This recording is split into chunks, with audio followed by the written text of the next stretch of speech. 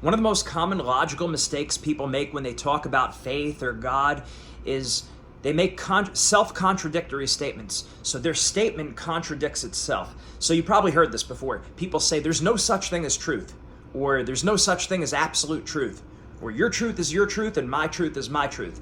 What's wrong with those statements? They contradict themselves. If I say there's no such thing as truth, then that statement can't be true, right? Apply the claim to itself. If I say there's no such thing as absolute truth, well, is that absolutely true?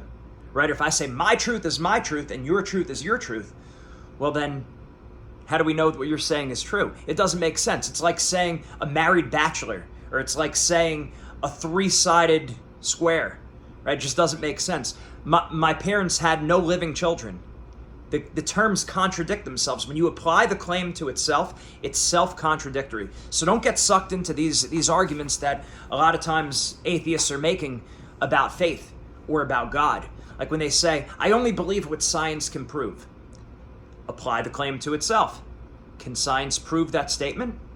No, because that's a philosophical statement. So when someone says, I only believe what science can prove, on the surface it sounds like, wow, this person's really smart. Right? Like they're not taking any garbage. They're going to just believe what science can prove. Okay? They just made a statement that science can't prove. So it falls apart by itself. It self-destructs. It's a self-contradictory statement.